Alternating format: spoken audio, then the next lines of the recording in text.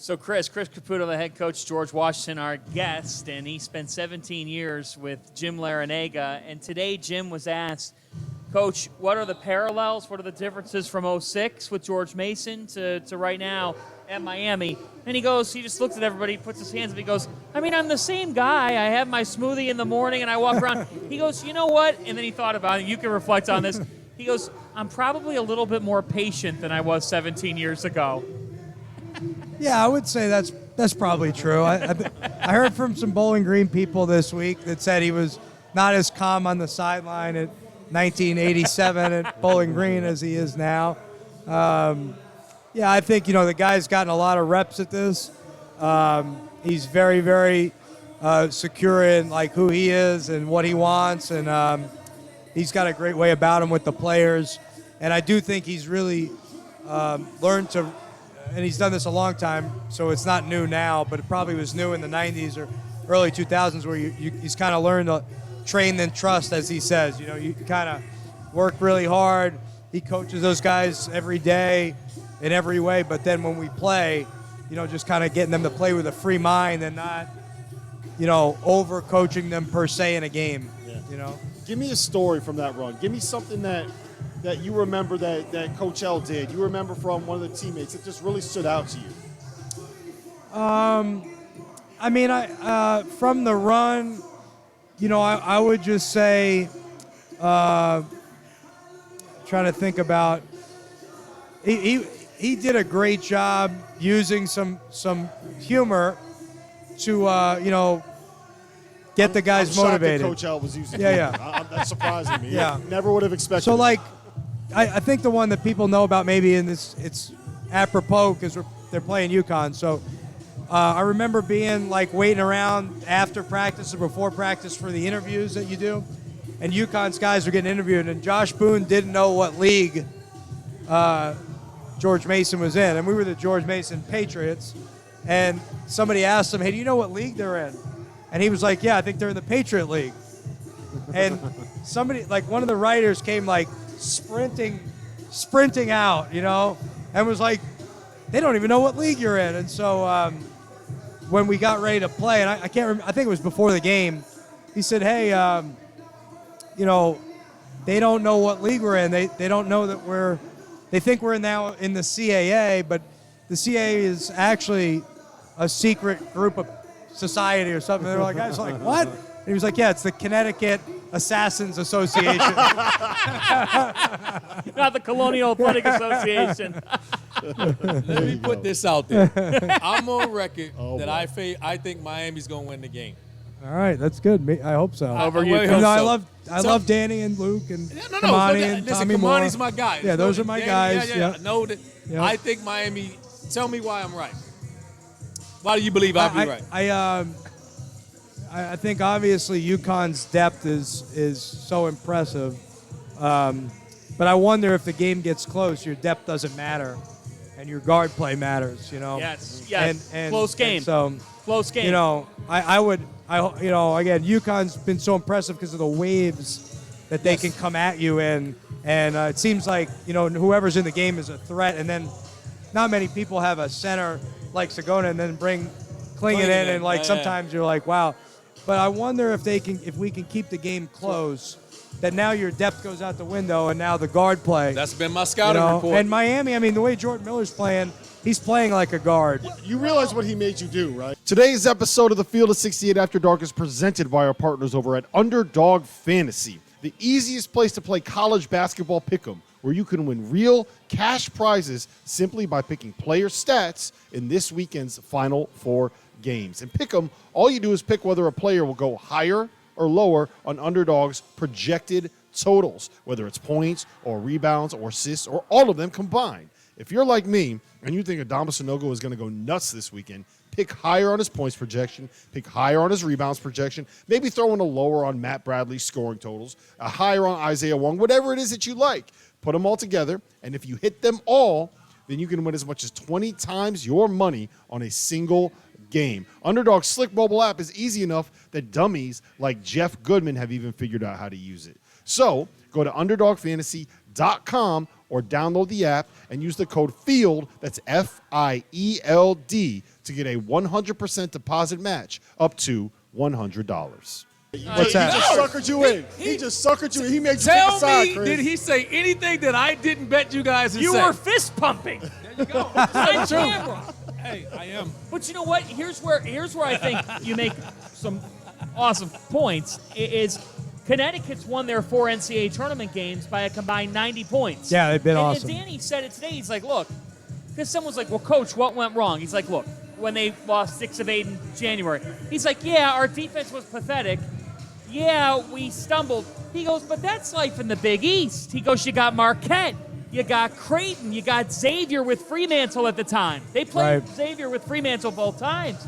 He's like, that's part of life in the Big East. In other words, they went through a lot of close games, and that's where point guard play and guard play matters, and who's got the guard advantage in a close game late? Everybody would say Miami. You would think. Their guards Yeah. are unbelievable. You're making him look at him. He's like, I don't want to pick a side, man. I want to be friends with everybody. I'm neutral. For the record, I think I UConn's don't going to want win. Not neutral. Listen, I don't want to pick a side either. Yes, you Miami do. doesn't have Yes, you doubt. do. Miami But doesn't have Because doubt. it's because UConn fans want to wrestle you on a Ferris wheel. That's why. That's All right, true. wait. I'm not making I that got up, UConn Chris. fans I'm not mad making it at me up. because I said that. But I did say I didn't believe that UConn would blow them out. I think UConn has a distinct advantage on the glass. Yeah. But in a close game, I trust Miami guards. I think people take for granted because the ability of their guards to break you down and multiple guys, and not many people have that. Yeah. And then I think that, and I said this to somebody, if you list me the top 3 guys that you can give the ball to and go make me a play, It sounds both like sides you're of trying the to ball, convince who him are right they? now. You're trying to convince him right And now. someone on this side of the room You're said trying to sell him. all 3 would be with the Miami Hurricanes.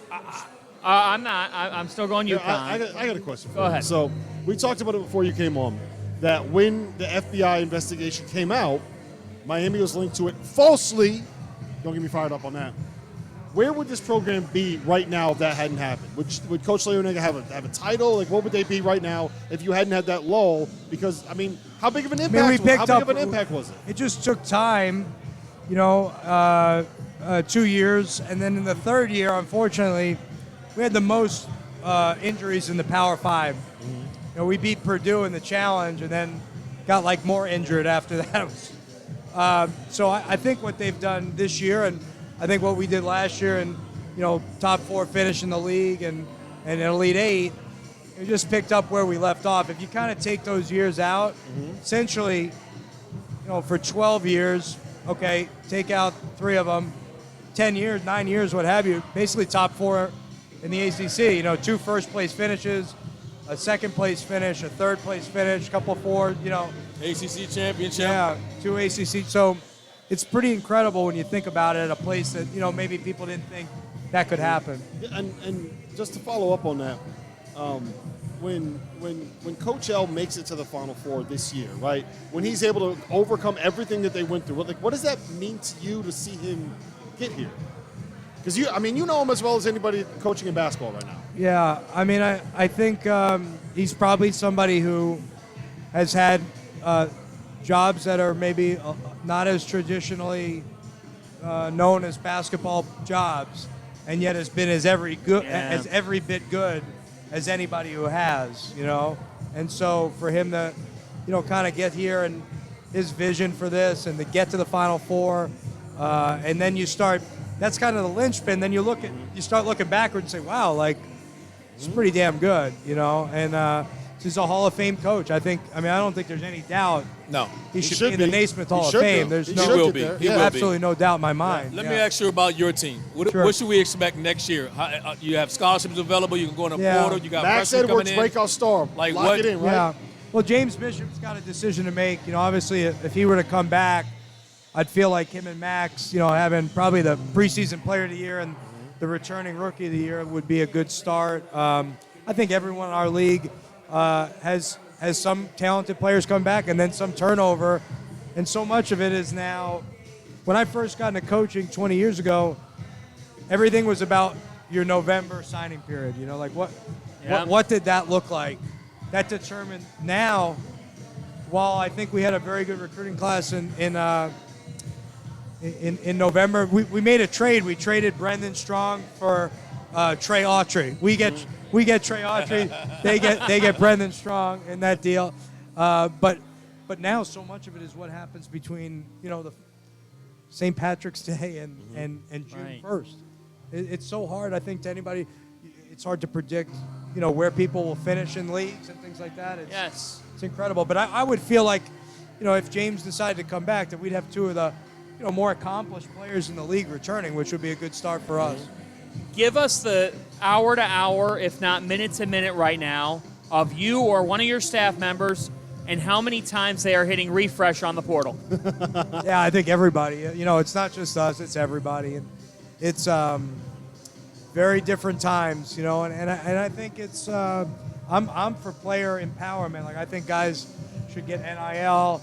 I think the one about being immediately eligible, quite honestly, it's interesting because I don't mind that they can play right away. My concern will be a few years now to see what graduation looks like for those guys. That would be my only thing because every time you transfer, you lose credits, right? I don't know a school you don't.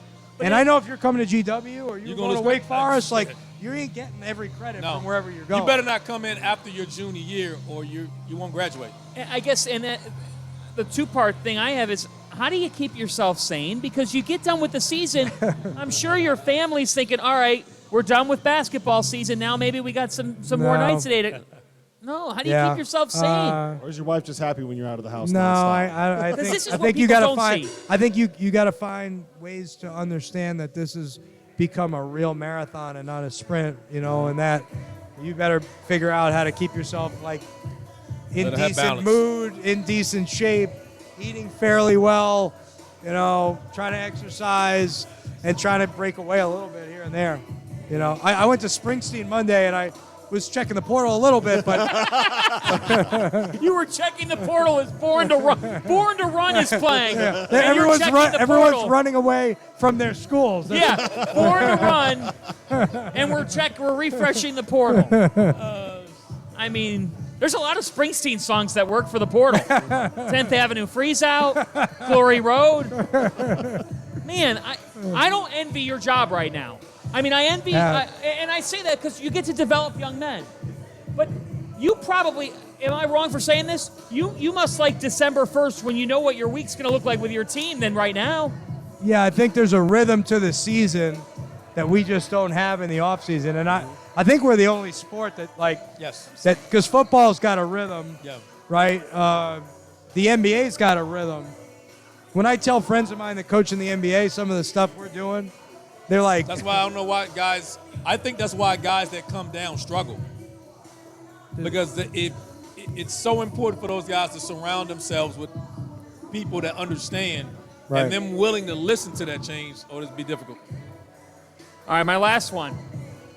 Oh, man. All I'm thinking Where's this going? The DMV, in the last year, you've come on to GW, and everybody's flocked. Kevin Willard's at Maryland.